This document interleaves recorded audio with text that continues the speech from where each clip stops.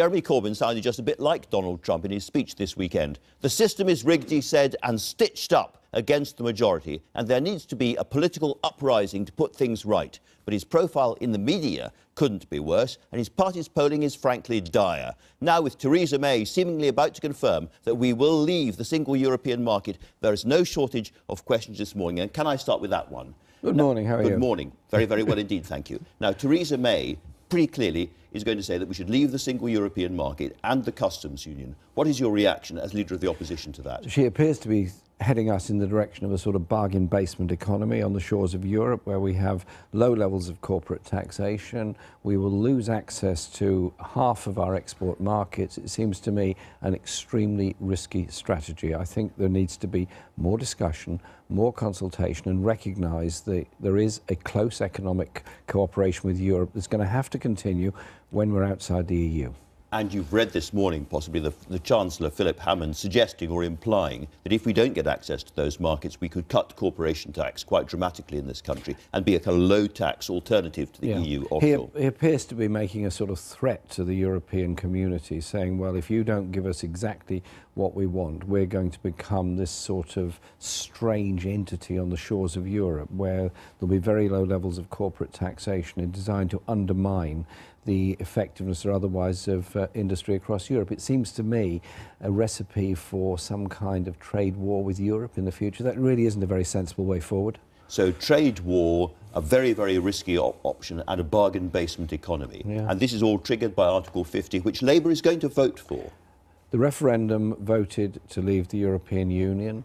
That Parliament has to live with and has to work around. Therefore, we won't block Article 50, but we will make the point very clearly in the run-up to the vote about the question of access to European markets, and also, of course, things we're going to have to cooperate on the future, such as environmental regulation, consumer rights, and all those issues. We've got to cooperate with them. But you now know that she is heading for a version of Brexit you think is disastrous. Well, doesn't that change? I mean, you could say you make your point. This is what's trailed this morning in a speech she's yet to give. So you don't believe it? Well, I don't say I don't believe it. I'm just saying sometimes the media frenzy can get slightly ahead of the facts. It certainly can. We'll find out in the middle of the week, nonetheless. But assuming if that is the case, that she is taking us to a version of Brexit that you think is disastrous, why is it that you are saying, there is the cliff edge, let's march towards it?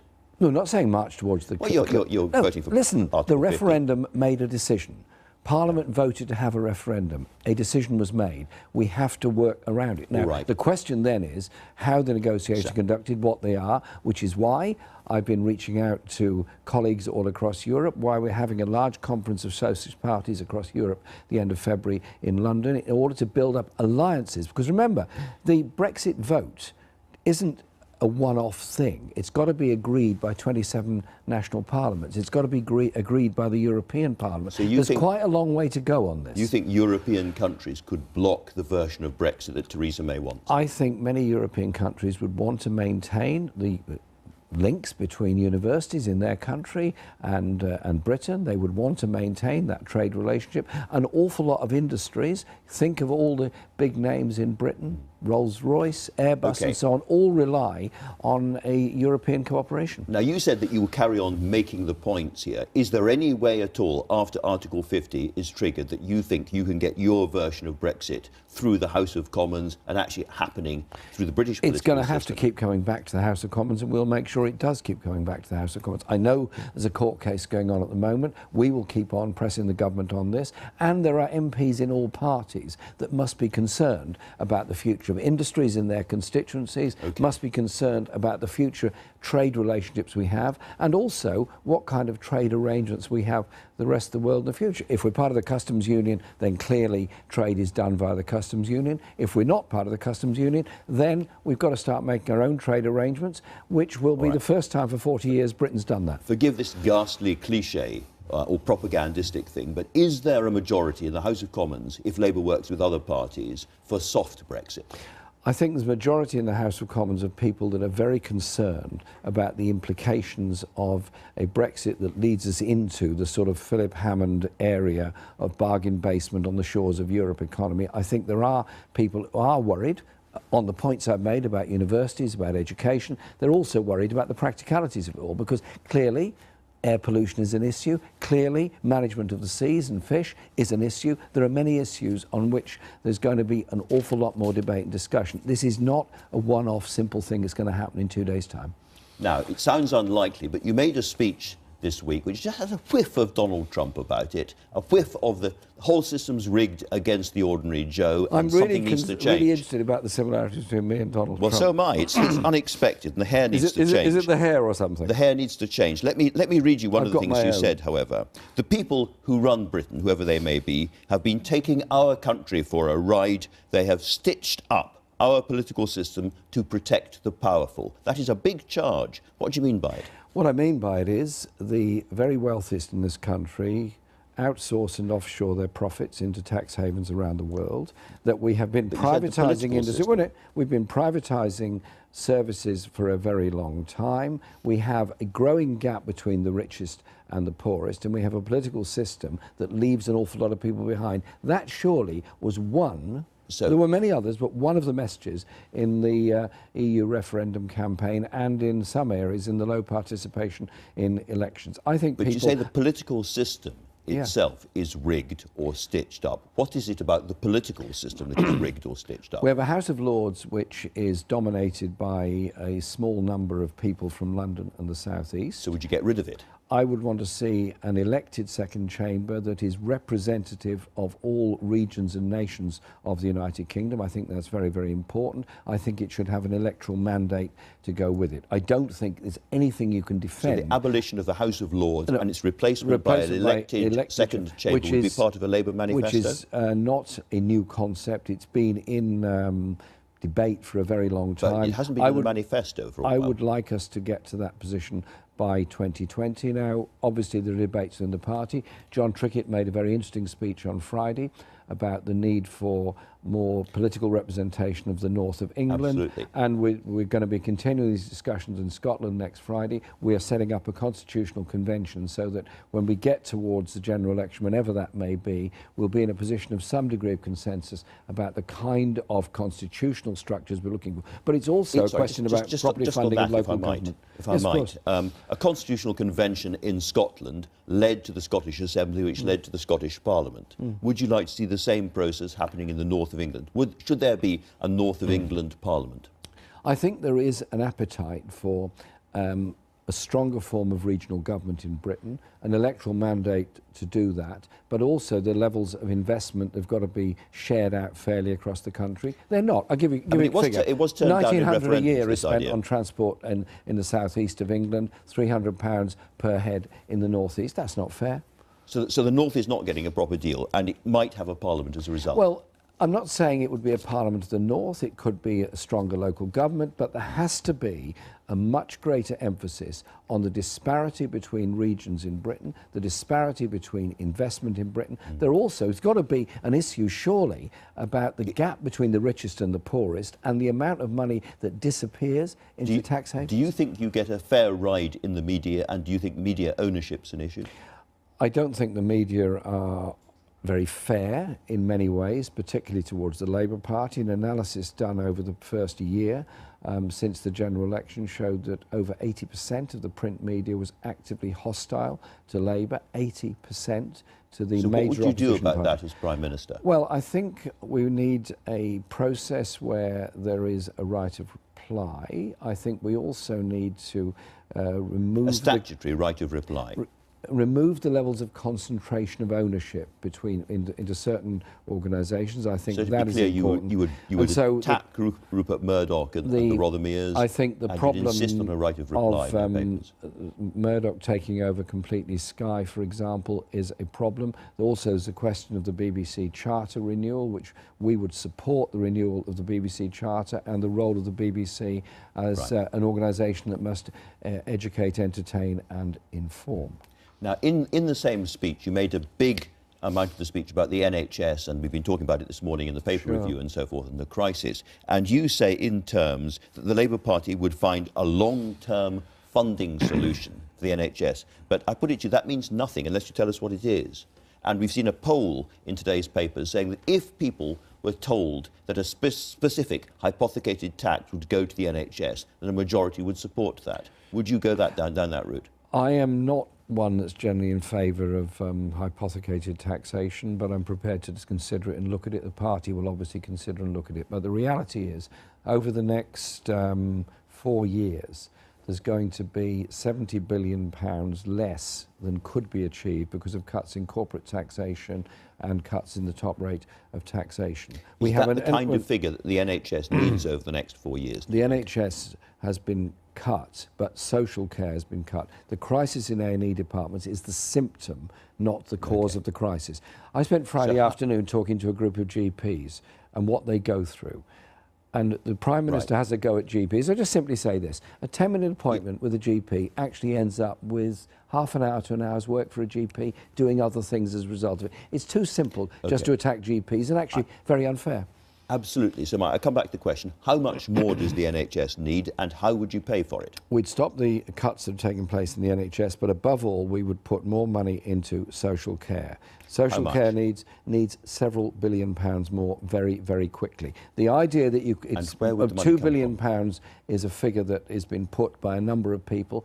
The rise in council tax to pay for social care only raises 400 million, rather less than that. So you have to raise it through ending the corporate tax cuts. This is a really important moment in the history of the NHS. As long as I can remember, governments have been saying, we've given the NHS enough money, and the opposition's been saying, no, you haven't. There's been a few billion here or there moved around the board. But this is a moment when we have to think about the future of the NHS. And you said long-term funding solution. Can I put it to you that that can be and should be, and under you would be, a specific tax targeted, paid for by everybody, to put the NHS into a good place and keep it there? We would guarantee the funding for the NHS. Whether we'd have a specific tax, I doubt, but I'm prepared to consider it and discuss it, as I'm sure all my colleagues are. But if you go down the road of hypothecated taxation, then you're going to do hypothecated taxation for every other service. That's an issue. But I'll just say this.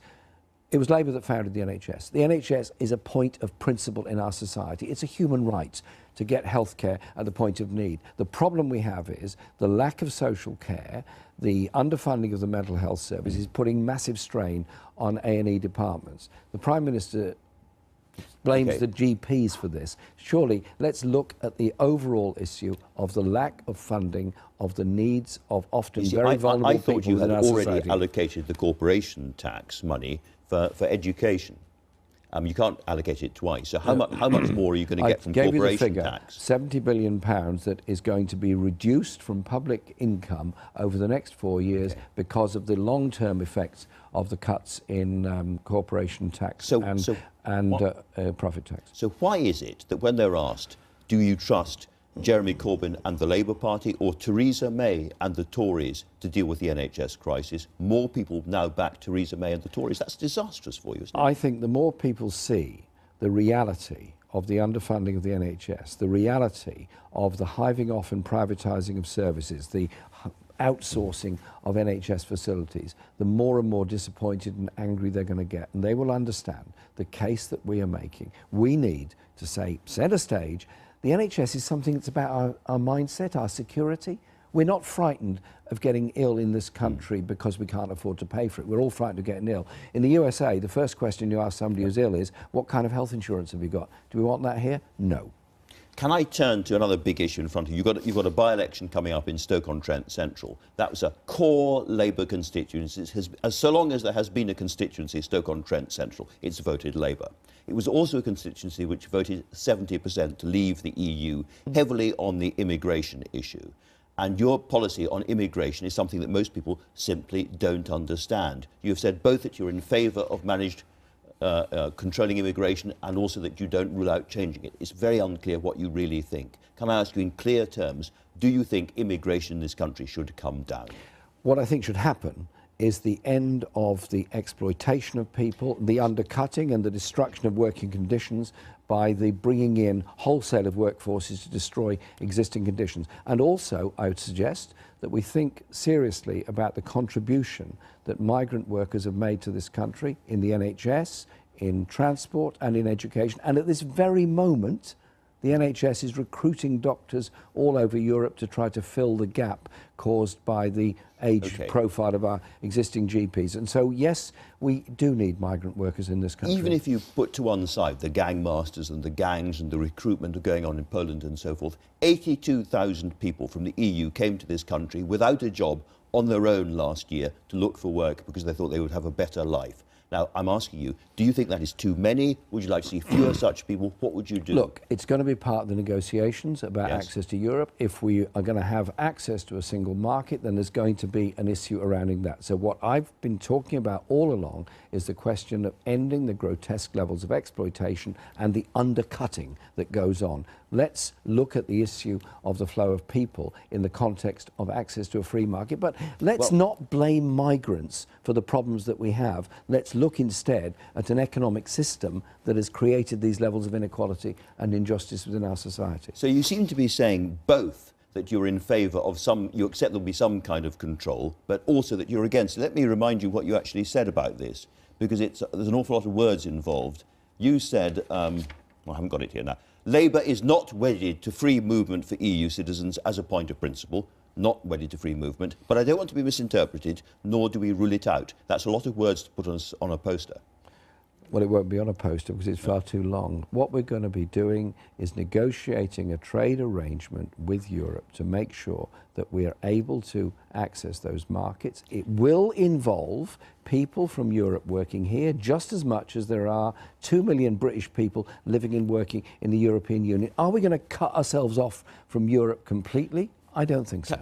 Can I ask you one other thing about this? Because when we talk about this, you always talk about exploitation and economics. Well, it happens. And absolutely, but for an awful lot of people in Stoke and elsewhere, this is a matter of identity and culture. Do you accept that, or do you think that that is all a form of racism? No, I think identity is an important thing, and I think understanding... When they say our communities are changing too fast, well, communities we don't get it. Communities all do change, but it's also a question of inclusion of people within that process. And so the government, for example, underfunding, indeed cutting English language classes is part of a problem. The lack of local authority funding leads to a blame culture, which is unbelievably unfair on people. Let's instead look at the issues of how we develop our community and society, and look at the huge contribution made to our health service and education and local government by those that have come and lived here, just like British people in France and Spain and Germany make a huge contribution there. Let me read you another thing that you've said recently on the wage cap. I would like there to be some kind of high earnings cap, quite honestly. You said that this week. Do you still agree with yourself? What we're doing is having a consultation on this. That's one idea. I think a better idea is the ratio concept, which we are putting forward. What kind of ratio? 20 to 1 is 20 to 1 is one that's been put forward. So nobody in the company earns more than 20 times what the lowest person of the lowest. So the idea being the chief executive would be tied to the wage level of the lowest paid within the company. So, for example, John Lewis Partnership do operate to everybody in the country. John Lewis Partnership operate this. We would use it, first of all, in the public sector where broadly it applies at the moment, but we'd also use it as part of the procurement power of central government and local government towards those companies that wish to do business with central government and wish to benefit from very big levels of capital investment in projects all over the country. So surely this would make it a much fairer Britain. It wouldn't apply to most private companies, however. It wouldn't apply to the banks. It wouldn't apply to the big engineering companies. I would like it to. That's why I've put the idea out there. And interestingly... It's a very popular idea. It's a very popular idea indeed. I was looking at an opinion poll on this morning. Not that I want to comment on opinion polls, but I understand that it is a popular idea. And certainly the word on the street I've had is that people quite like the idea and want to think about it and discuss it. And we've had some quite interesting responses already, both from businesses as well as unions and as well as individuals. But to be absolutely clear, this wouldn't apply to people like footballers, pop stars... Well, footballers are not CEOs usually of their companies. So they're employees of it. So I think we have to look at it in that form of structure. But also footballers, whilst they are paid ludicrous sums of money, which I suppose we all pay for through our tickets, in reality they're employees for quite a short time with those clubs. Yes, you're going to be contributing to Mesut Ozil's a reported £15 million a year wage package. I already do as an Arsenal supporter. Do you think he's paid too much? Yes, I do, actually, but... Would you like to tell him just to calm? He's probably watching. Just moderate it. Thanks for your game. You are a fantastic player, but can you just live with what you've got at the moment? He's a lovely player, and it's a great club. Let me turn to, I mentioned Stoke-on-Trent, but there's also the Copeland by-election coming up. Indeed. You have been absolutely clear in the past that you are against nuclear power and you want to see nuclear power stations decommissioned. Is that your message to the voters of Copeland? My message to the voters of Copeland is the NHS is in crisis. Your hospital's about to be continuing underfunded and understaffed, and your A&E department is at risk. But as we both know, it's also where Sellafield is. We will be protecting jobs in that area, and we will also be trying to protect the pensions of those people that have worked so very hard for so very long to keep the nuclear industry safe. Are you against nuclear power? I want to see a mix. I want to see a much greater emphasis in the long term on renewables in the way that Germany and other countries have done. But we do have nuclear power stations. We do have a nuclear base at the moment, and that's going to continue for a long time. I say no to nuclear power. Let's decommission the power stations. Does Jeremy Corbyn still agree with himself? We have a system which is a mix at the moment. Nuclear power stations last for a very long time. But I've made very clear... Could Sellafield expand?